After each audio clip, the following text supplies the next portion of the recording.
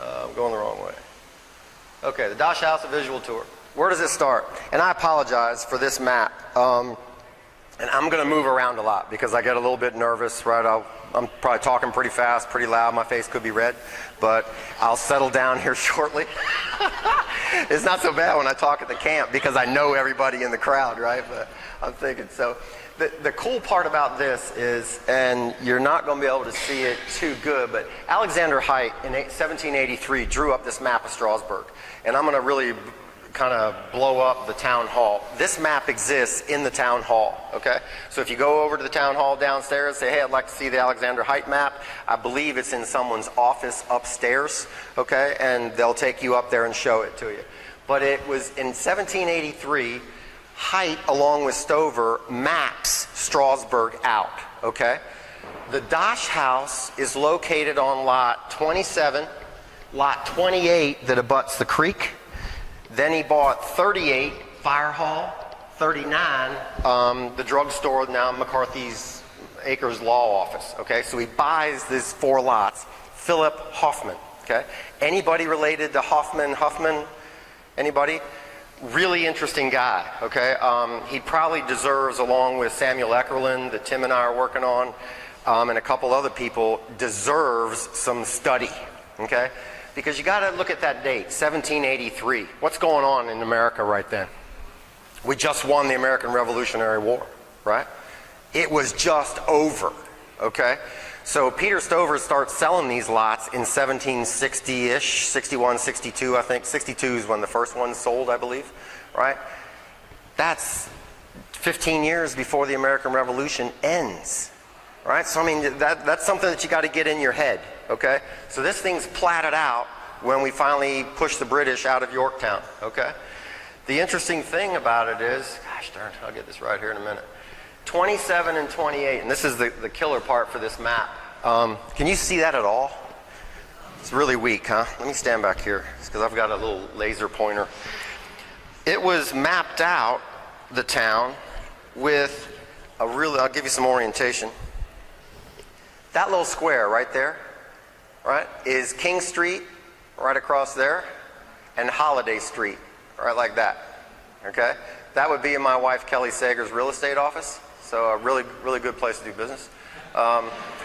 So what we're looking at is this area right here that you can kind of see at the bottom, this squiggly, is what is called Water Street, okay? But it's actually the town run, okay? So Dosh bought lot 28, 27, 38, and 39, okay? For the sum of 300 pounds British sterling. Keister's book, and maybe Whalen's book, has 30. That's a typo. I went up to the courthouse, looked at the deed. It is indeed 300 British pounds sterling, okay? Which equates to about $35,000, $40,000 in today's money, okay? Now, so Philip Huffman buys these lots. Let's see if I get this right. Okay, who is this guy? He shows up in Shenandoah County around in the 1760s, okay? He is very affluent. This guy has money, all right? He ends up, man, I'm not going to, Richard Cleese, who works real close, he's kind of taking me under his wing. He always says, I can't stand it when I go to a presentation, they throw the burger dots up on the screen, and then they sit there and read the burger dots to you, right? Like you can read your own burger dots, right? So I'm just giving you that information if you're taking notes or if it's really interesting. But Philip Huffman ends up having 3 wives, okay? The winner wife, in my mind, and in Strasburg's mind, is number 2 because it's Peter Stover's daughter, Elizabeth, okay? Marries her, and he basically, I don't know if he has the money then or what's going on, but he gets in with Peter Stover. He is one of the 10 trustees when the town of Strasburg is chartered, okay? So he's one of the 10 guys that the courthouse in Orange says, hey, you 10 guys pull this thing off and you can do it. Here's what we need you to do. He's one of those 10. He's one of 12 vestrymen, so he's religious. In Woodstock, that it establishes one of the churches in Woodstock. he basically buys 6 or 8 different lots in Strasburg, buys them, sells them, buys them, builds on them. Because you got to remember, Strasburg lots, when you purchase one from Peter Stover, you have a year to build a dwelling with a central or some kind of fixed brick or stone chimney. Okay? And we were discussing earlier, I mean, there's quite a few reasons why. One of them is the Henning statutes. Maybe somebody can help me. Is that right, John? It's the Henning statutes. They were basically the colonies, the colonial government said, hey, if you're going to charter a town, this is what the constable can do. This is the punishment for this crime. These are all these things. And for Strasburg, it said any dwelling that was lived in had to have a chimney made of brick or stone. Okay? So he buys 27, 28, 38, and 39, right, for $40,000. And what he begins to do is add a tannery, all right? And that's going to figure, gosh, here we go again. I'm sorry, folks. Actually, I'm going to quit using this thing. Play slideshow. Okay. Can you see this map? Lot 27 is right there.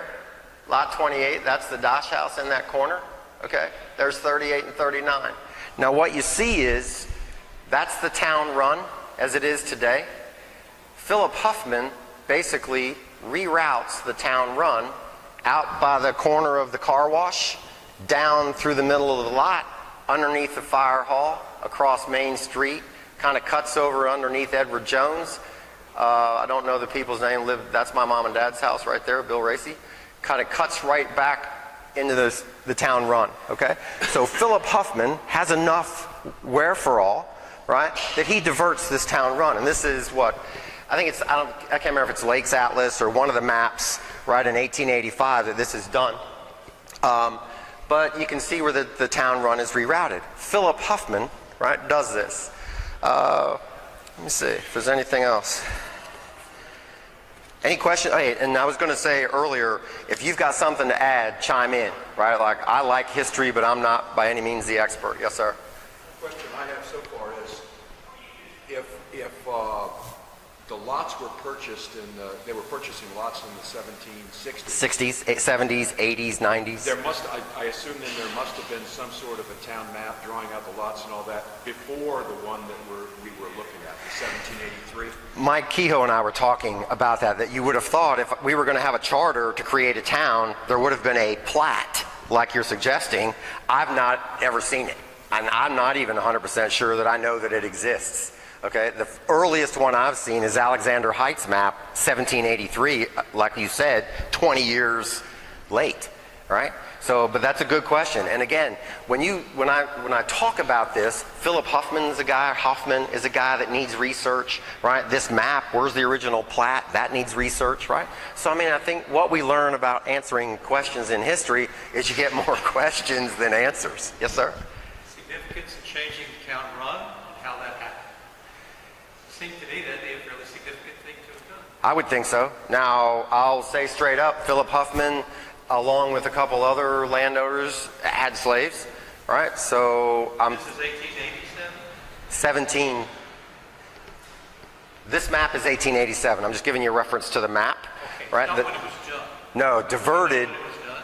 probably before 1813, because Philip Huffman sells. Okay, forgive me, I didn't understand. No, and I might not have been. Rerouted the town run Between from the 1778 when he buys these lots and 1813 when the house is sold. Is that okay? Right on. Okay, let's see. So, again, we got who Philip Huffman is.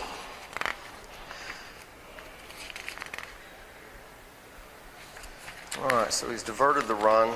Now we get into the house, okay? And this next slide, let's see if this works a little better. That is a list of all the subsequent owners since Philip Hoffman, okay? The second one down is his son, Isaac. Then there's a Joseph Swisher, a William Esther, a George A. Hupp, Peter Ballou, John G. Dosh, the Dosh family heirs, town of Strasburg, and the Strasburg Guard. Okay, and there's dates associated with that. If they're important to you, I can ring them out for you. All right, we okay?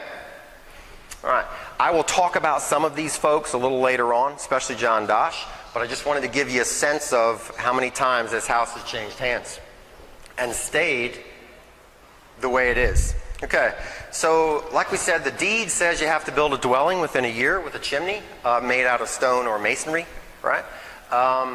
In my limited research of early homes, we built a lot of log homes, and we used a lot of, I'll say, limestone, fieldstone.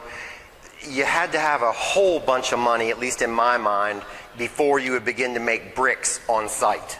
Okay, so there are some bricks in this foundation, but it's mostly limestone, and it's the rear L that I call it, and again, I apologize, this is hard to see.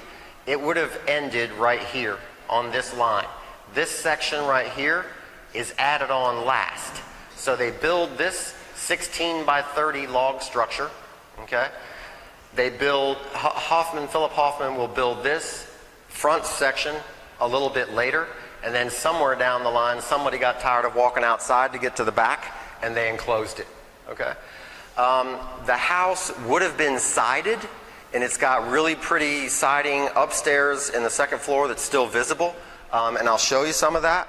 In the 1950s, it was, I guess, becoming vogue to have a log home that was exposed, and Keister in his book says around the 1950s they pulled the siding off. Okay, and I guess if you know much about historical dwellings, when you pull that siding off, it's probably the coolest thing you can do for you, but it's probably the worst thing you can do to the building. Okay, so anyway, it measures 16 by 30. Some of the logs are actually 30 feet long. A man named Warren Hofstra writes a book, The Planning of New Virginia, and there's a quote in there that says, "Hickories and oaks dominated the forests of the 18th century Shenandoah Valley, but pines and other conifers figured prominently. Near Woodstock in the early 1770s, about our time for the Dosh House, Presbyterian minister Philip Fithian observed that the valley here is narrow, the soil is sandy, and the timber is mostly pine." Okay, so the logs in the Dosh House are pine logs. Okay, we've done a little bit of restoration in a back corner, and we could only get oak logs, so we kind of just did what we could to keep the dwelling going. They're tied together with hand-cut V notches, which is typical. Some people call them a Scotch-Irish notch. They're the only other ones that I've seen different from that. I think it was just a more of a diamond notch, and I've seen one of those in I believe it was Middletown or Stevens City, but it's a traditional notching for this area. Let's see, when we get into the house, you'll be able to see the logs. There's a log right about there that goes the width of the house, and then they took all of the ones below it out. It was typical in the day to take logs up to the top, but the gable end is framed, right, with their 2x4 framing. The chimney is brick on a limestone, brick and limestone. There's a large firebox in the back for cooking. And that's just a back view of the house. And again, I apologize. So I'm standing in the Northern Virginia Daily Alley, and this is the back corner. Again, it's right about in here that the first part was built. It would have a room on one side, which would be a kitchen, which that fireplace is there. And again, it's tough to see. The lintel in that thing measures, 12 by 14 inches of wooden lintel. A lot of modifications have been made to the chimneys, so it's hard to kind of tell what's original on the backside. But there would have been, that flue was added. But this chimney area, or kitchen area, is where they would have done most of the cooking. And then there's a back room that we'll go in when we get over there. But one of the things that's interesting about the architecture, these are the floor joists for the second story, okay? And you can tell right here, they're beaded. right? So these were designed to be exposed, okay? It's plaster and lath in the 1840s, 1850s that people, it comes in vogue, and they start covering all this up. But you can imagine every single floor joist in this house, right? And probably if you live in a house like this, your house, every one is beaded on both sides. I mean, that just, as a carpenter and as a craftsman, that blows my mind. These were meant to be seen and meant to be decorative, okay? So there's, just in this picture, 1, 2, 3, 4, right? So every floor joist in the second floor is beaded like this in this house. From that, you've got in the back section 20-inch boards, right, for floorboards. So you know that if it's got a 20-inch board, yeah, right, 20-inch board, how much waste is on the side, but it just gives you an idea of the size of the timber that was available, okay, to these people.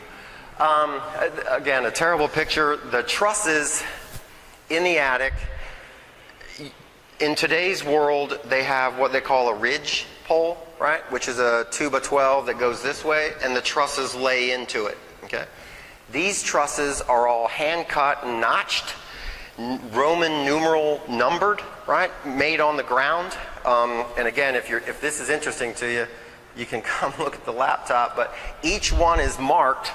You can kind of see the X right here for 10, and there's a 1 and a 1 for number 12. Okay, so each one of those is matched, numbered, and then taken up, set on the roof, and wooden pin driven through it. So there is no ridge beam connecting these. They just lay in along their own, with their own weight supporting themselves. My dad's house on the corner has a 1x4 ridge beam in his attic, and 2x4 coming in to support the attic, and it had a slate roof, and that slate roof, when they took it to the landfill, weighed 8 ton? 20,000 pounds was on that roof in slate, right? And it sagged a little bit, but I mean, nowhere near what we kind of overkill it today, which is probably not a bad thing, depending on some of the storms. But the way it would be anchored on the wall coming up is, this is the truss coming down. It's notched right here.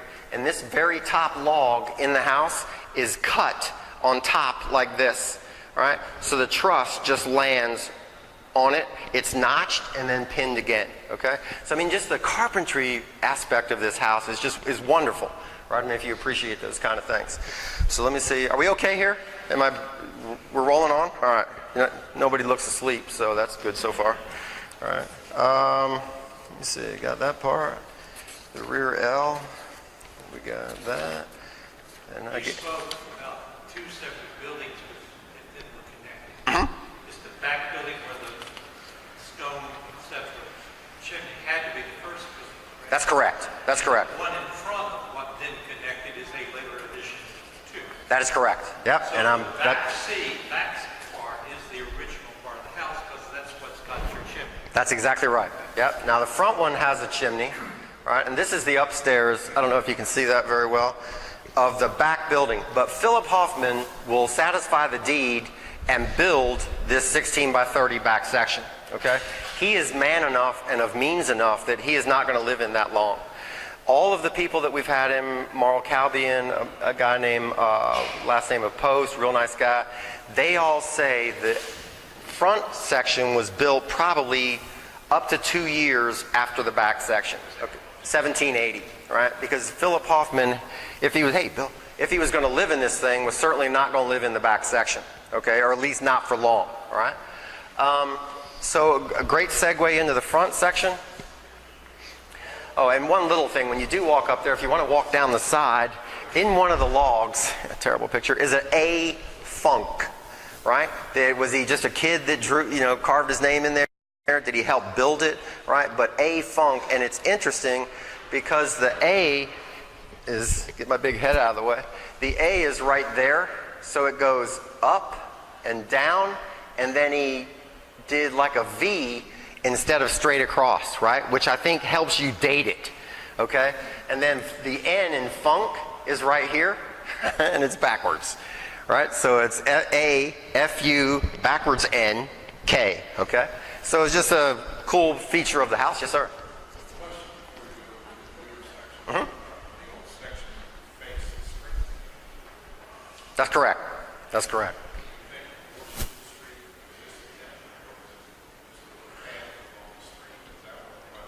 It could be, Mike. I know according to the plat, right, Alexander, there would have been a road there, right? And I'm probably fairly certain that the way they had these lots platted out, that there would have been some rudimentary, at the least, some sort of passable road, right?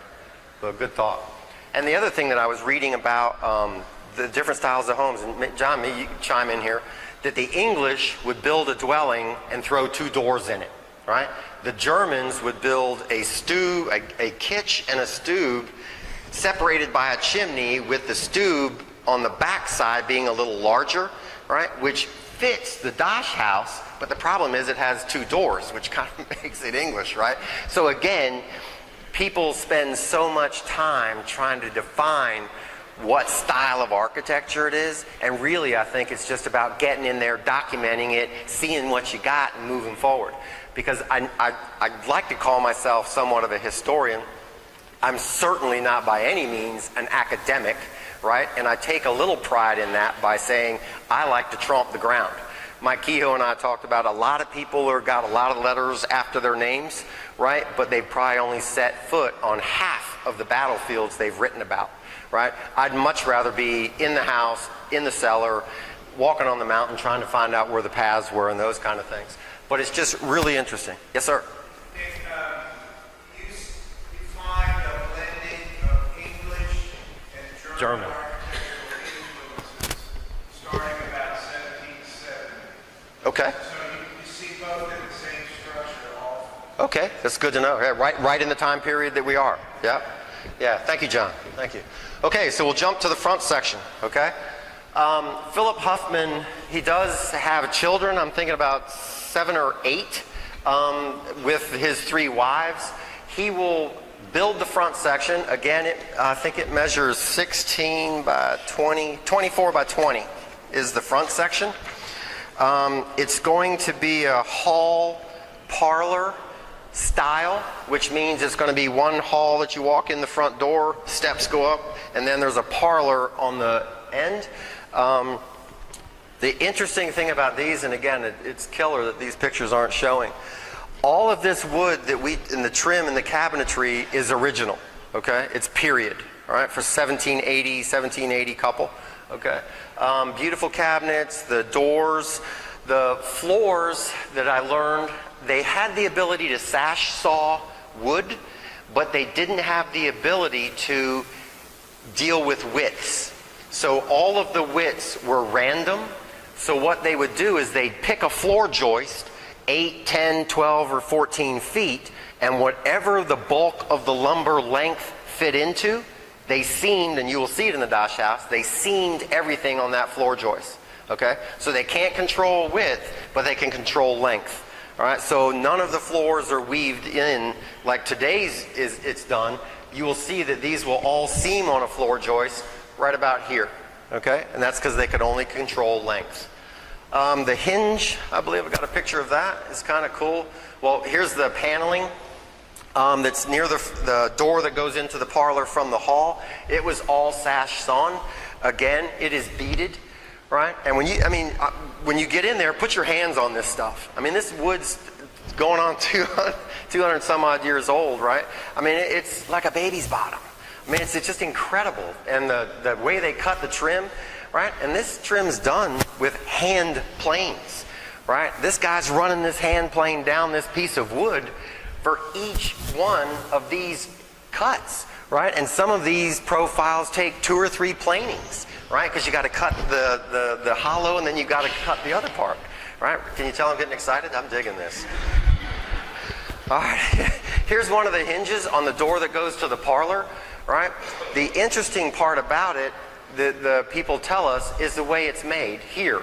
Right. That's a pin, right? A spike, and the hinge fits down over it, and it's driven into the wall. Okay.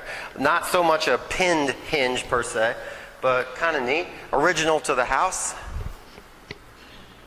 Again, the stairway up that's in the hall, all of the paneling original. Okay, how long have I been talking? Let's see. Oh, about 30 minutes. Yeah, you guys about right. They say in about 3 more minutes, 20% of you are going to fall asleep. So here's the upstairs. 2 bedrooms are upstairs. There's a small hall. 2 bedrooms, front to back. Again, they're separated by just small paneling, hand plane paneling. There's the inside of one, and that orange color, one of the people was telling us, is probably close to original. You can begin to see the plaster and lath marks on it, but the wall separates the chimney. There would have been flues on each side to put a stove in to heat. Again, but maybe I'm thinking Philip and his wife stayed in the front bedroom because it tends to have the view. This room has 1 window, and then I'm sure the kids stayed in the upstairs of the back section. And then I think if this picture shows, oh, there's your siding. It's basically the rose head nails, right? And you can see the beaded edge, and that was mainly to help water move, but it was also to help the siding actually not fray or split, right? It was to keep it nice and sharp. Okay, the guys I'm going to talk about, let's see. George A. Hupp. Isaac Huffman is Philip Huffman's son. George A. Hupp is kin to, I think, a second cousin to George F. Hupp of the Hupp Mansion. George A. Hupp owned a farm which was my mother-in-law's, Wanda Sager's, over on Sandy Hook. That was a working farm for him. He actually lived, I believe, on Main Street, is buried out on what I call the old cop farm. If you go to Fisher's Hill, turn right at the bottom of Fisher's Hill, go on out there and wrap around and go to where Rinker has that, where the road tees out there by 81. To the left, there's a cemetery in there. George A. Kopp is buried in that cemetery. Peter Ballou buys it in 1846 off of George A. Hupp, and the deed says former tan yard. Okay, so the tannery is now gone. Strasburg has 2 additional tanneries on Queen Street, just down, so where the run would have met the old run. And then John Dosh buys it the same year, and I believe Peter Ballou either died or something happened to him. He just grabbed it and then was sold again. John G. Josh, I'm going to talk about in a second. The Dosh family heirs have it. Thetty Fleet lives in the house, a known potter, right? He lives there for a while. The Dosh heirs give it to the town of Strasburg. Am I talking too loud? Okay. The town of Strasburg gets it in 1940. Lots of Boy Scout memories, lots of good things are going on with it. Again, the siding comes off in 1950, and the Scouts tend to peak. The house goes into a little bit of disrepair. We approached the town and basically said, hey, if we take care of it and don't encumber it, can we have it and work with it and try to move it forward? And they said, absolutely, okay? And that's where we are today. Any questions on the house? Yes, sir. You mentioned a tannery. Did that have anything to do with shifting the town run? Or I think it was absolutely the purpose. Yep, absolutely the purpose. Yep. And one of the tax maps talk about that there were 2 dwellings and 2 outbuildings. Okay. I'm not huge on the tanning process. I just know it smells. I think that might have to do with. That's exactly why Philip Huffman rerouted that town run for his tannery. Okay. We good? Yes, sir. So a general question based on something you said, was the clay that was here that made this area so right for pottery simply not the right clay for bricks? Why wasn't there a huge brick industry in Strasburg? Hey, that's a good question. All that I know about that, and somebody else can chime in, is that in the day, you typically made the brick on site for the house that you were doing, right? And it didn't become a mass-produced business until, I'm going to guess, middle 1800s. But go ahead, John. But you're right on that thing. I would say this is a tradition. There are English-looking 17th, 18th century houses in the valley made of brick. They're very unusual. Right. The German ethnicity liked Stone. or wall. Right. And that's what they were used to. Yeah. And so you don't really see Mount Pleasant was 1812 or so.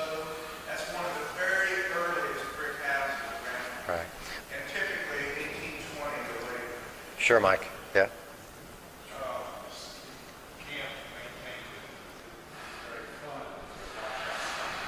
Hey, there is.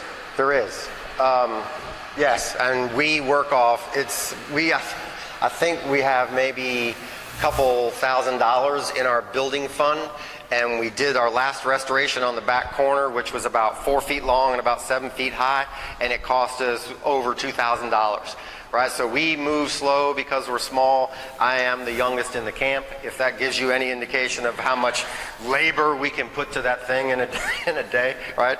So, but yeah, we have a fund, Mike. But back to your question, Craig, I'm thinking maybe, I don't know if the clay was the right clay for brick. I'm thinking it might not have been, because I don't even know the difference between, like visually, red ware. Go ahead, Gloria. I don't know if this will make sense. But doing some research in the history of St. Paul Church, there was a documentation that said boys in town went over on a wagon to an island there, Sandy Hook, which was right down below the house where we used to live. And they used to get the clay there to bring back to the brick factory. And I have that documented, which I will send to you. Nice. Does it make sense that it would have been a special clay? I'm thinking it sounds different, right? Because all the clay pits on Sandy Hook that they dug pottery clay out of was, that's what I'm saying. So it sounds like it might be two different clays, Craig, if that makes sense, yeah. If you're doing stoneware, you want very high silica content, Okay, and that's what's over on Sandy Hook. right. So it might have been a different clay for brick. There's a good place for brick all around. Sure. So again, maybe it points to that it's two different clays and it just wasn't maybe explored, I'm guessing. Hey, that was, I used to like a lot of medieval history. I don't know if you can read that, but it's two groups of knights, and the one guy says, this is bad, really bad. Why do we always have to go shirts or skins in a medieval pickup battle? Right, kind of like basketball. Okay, never mind. All right. Right on. Good job, Tim. Yeah, Tim and I played ball together in high school. Okay, hopefully you can see this a little better. 10th Virginia Strasburg Guard formed from a local militia unit that was brought together in the late 1850s, primarily in response to the happenings with John Brown in Harper's Ferry, and then throughout the South. Okay, that these militias were formed for different reasons, right? But mainly local security. Because if you got to remember, in the 1850s, you just couldn't call the National Guard or call Washington and say, hey, we've got a really big problem down here in Strasburg in the Shenandoah Valley. No one from the federal government was coming quickly. You were left to defend yourself, basically. So Strasburg Company A is formed as a militia originally. In 1861, April 18th, most of the guys in this unit, their muster rolls say is when they were sworn in. Joshua Stover leads them to Harper's Ferry because Jackson has taken over the arsenal. They show up, they are brought in as the 10th Virginia Infantry. Jackson, in his brilliance, I believe, says, hey, keep local guys together. Right? So if it's the 10th Virginia Infantry, I want Company A, B, C, and D to be from the Shenandoah Valley. Don't chuck a bunch of people from down in Georgia in with these guys. Keep them somewhat separate. So Joshua Stover takes them to Harper's Ferry. They become 10th Virginia Company A. 72 local men from Strasburg and surrounds join up. 6 of these 28 men will die from their wounds. 3 will be wounded, and 2 will spend the war in prison. About 4 to 5 end up at Appomattox. Okay, Crawford, Dr. Crawford's and his relative was one of the men that went to Harper's Ferry. Richard and myself and the camp are really trying to understand Company A of the 10th Virginia, which for us would be explore biographies of these men. We desperately want pictures. So if you know or have any of these things that belong to Company A, 10th Virginia, a relative, I'll give you my phone number. We would love to talk to you, stories. I mean, there are books on these guys, but we want to try to do something that's local, okay? So that's my pitch for that. John Dosh, born in 1821, will die in 1896, has a big family. Some of the mix-up in the history, Philip Hoffman created a tan yard or a tannery at this location. John Dosh, by trade in 4 census from 1850 to 1880, is a saddler, okay? Huge difference. One guy takes hides, creates leather. A saddler chooses which leather he wants, makes saddles, bridles, all kinds of things to keep a horse hooked to a wagon, okay? John Dosh did that and was very, I believe, very good at it. A saddler would take 30 hours to make a saddle. Again, he would make anything leather to keep a horse strapped to a wagon. And in 1861, when he joined up, he immediately was basically pulled from the regiment and stationed in Strasburg to continue doing his saddlery work, all right? Then, a guy named Lieutenant Colonel Gorgas, who will end up being the head of the Confederate Ordnance Department, okay? He writes a letter to the local guys, and again, you can't see it, I'm sorry. He says, hey, this guy named Welker, this guy named Decker, and this guy named Dosh, okay? I want all 3 of them discharged from the 10th Virginia. One was Company A, Dosh, one was Company D, one was in a light artillery unit. I want them discharged and sent and paid for their travel to Newtown, Stevens City, to help with a contract by Jonathan Allemang, okay?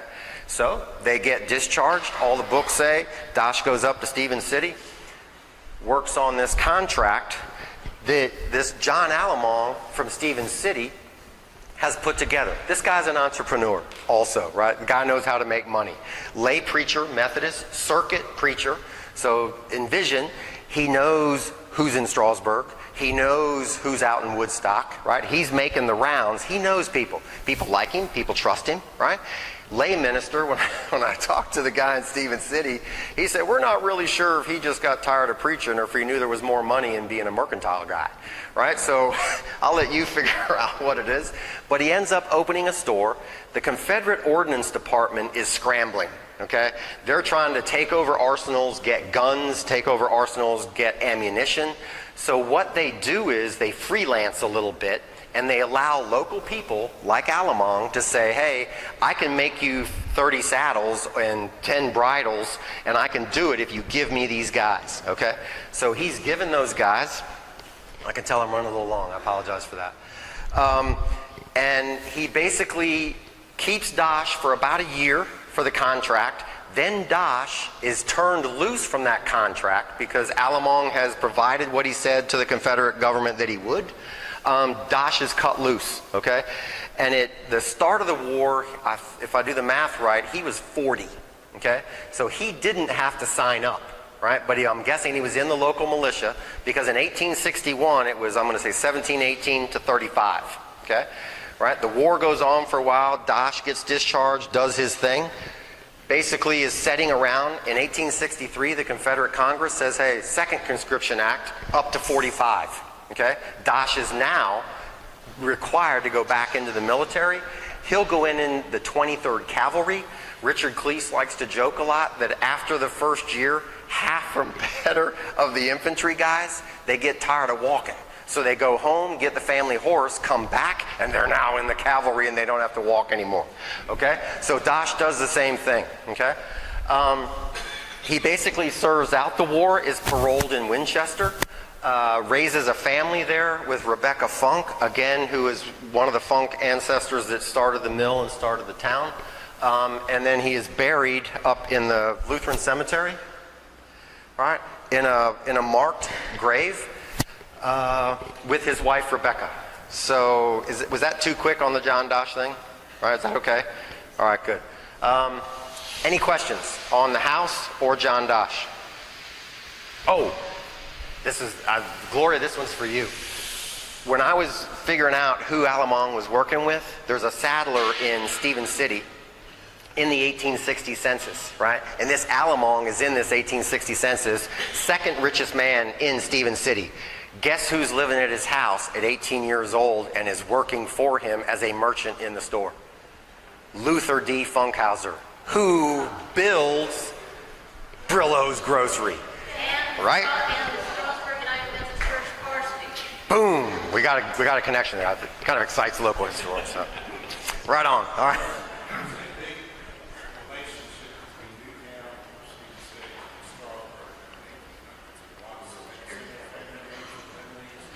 True. Yeah. Beautiful, isn't it? That's my wife. Yeah. Yeah. Hey, when we first got married, I got accused of that. Yeah. There's 6-7 years difference, right? Yeah. Yes. In defense of United Methodist preachers, Yes. I don't know this individual per se. It was not uncommon, depending on if he was ordained, he was an elder, blah, blah, blah, and all the above. Right. People went in, they came out, they were superannuated, they got tired, they married. That was him. It was the locating. I think you're right. You did that, you didn't take care of a family instead of being a man wandering around Right. the forest. I think you're right, Reverend. So that may have something to do. Besides, obviously, you'll get paid a lot more money what you're Running a doing store. than other preachers. Still Thank so you. today. Thank you. Thank you. Okay. Any more questions? Yes, ma'am. You said Luther Hometown was a saddler in the 1860s? No, merchant at John Alamong's store. So he learns the business, I think, under Alamong, comes to Strasburg, builds Brillo's grocery, and becomes successful. But it was just kind of cool to see his name there in the 1860 census. He also ran the store before Brillo. That's what I'm saying. Right. Yeah. Brillo was old, but I'm pretty sure they didn't know each other. No. Okay. Right. Was it John Dosh's son who was president of Harvard College? I don't know the answer to that, Gloria. He was. No, and there was Right, and there was a Sam Dosh that was a cousin, I believe, out in California that figured prominently. But if anyone is a relative to the Doshes, I mean, please holler at me later. I'd love to talk to you. We don't have a picture. We have limited information. So, I mean, we really would like to find out who this guy is. Yeah. Thank you. Yes, ma'am. So whose wife is he married to? Which one? They were all the same time. He was? Yes, he was? Married, she died. Married, she died. Married. So he's married with the third one? Dosh, Yeah, Dosh. first wife. It was Huffman that was married 3 times. Dosh was only married. He's a local guy. He's a good guy. Yeah, this Huffman, I don't know where he came from. Yes, sir. Except for the, rightfully so, so it's a better connection and everything with Dosh. Is there a reason why we call it the Dosh House as opposed to earlier people? My guess would be when the house became available, it would be no different than Tim's old home place is called the Taylor House. My dad calls it something completely different. So I think it's where are you when this gets turned over, and I think it was the Dosh House that was given to the town, so it keeps that name. 1940. That's correct. That's my gut feel. Yes, sir. Yep. We okay?